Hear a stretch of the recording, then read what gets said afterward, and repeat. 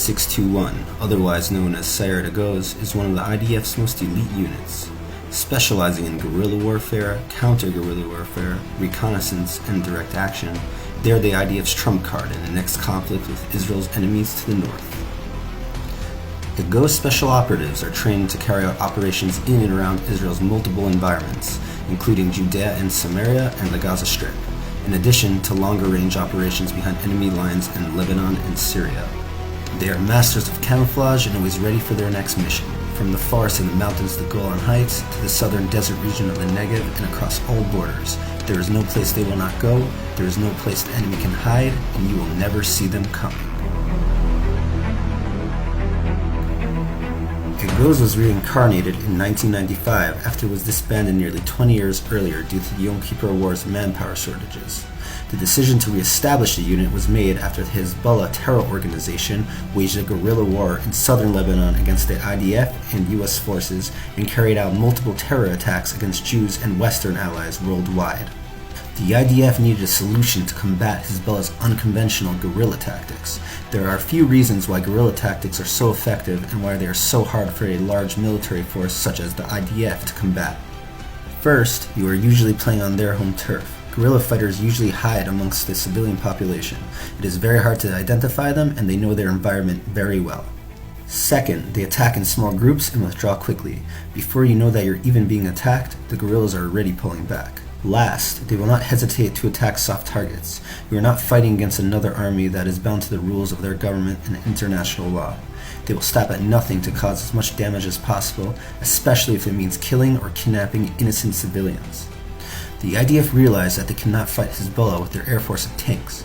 They needed a unit that would work in small teams, go deep behind enemy lines, and adapt to any environment to counter Hezbollah's guerrilla tactics.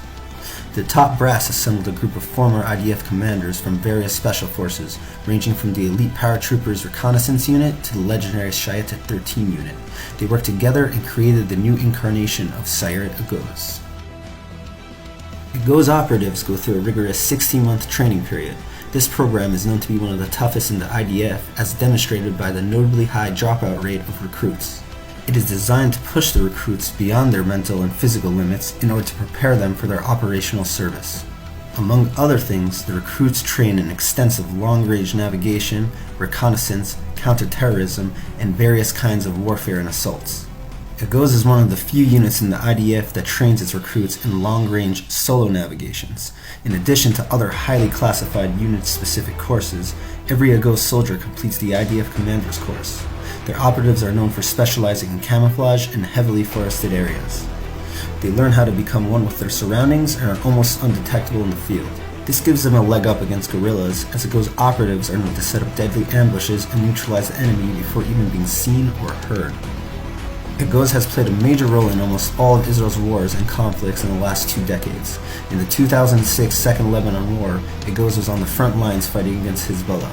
They succeeded in eliminating many Hezbollah fighters and conquering key positions in various battles.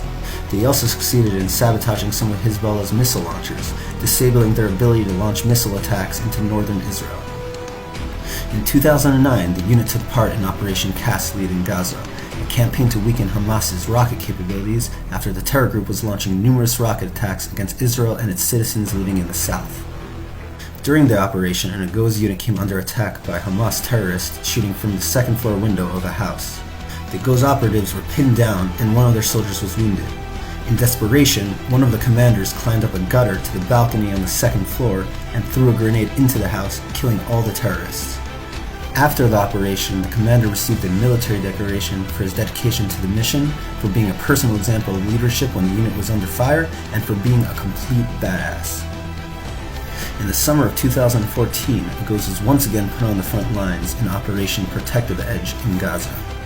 The goal of the operation was to destroy all of Hamas's terror attack tunnels that were dug to infiltrate into Israel in order to kill and kidnap Israeli citizens. Agos were assigned to the front lines of the Sajaya neighborhood, which was one of the most difficult areas to fight in because of its topographical height advantage. During the operation, their unit commander was badly wounded by an anti-tank missile.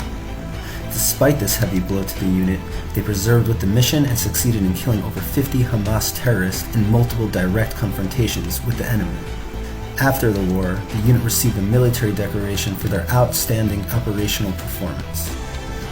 Today, the unit regularly conducts classified missions deep behind enemy lines.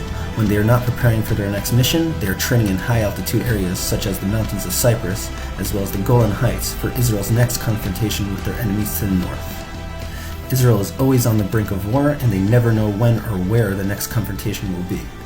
But when the time comes for Israel to stand up and defend itself, you can be damn sure that Agos will be leading the way.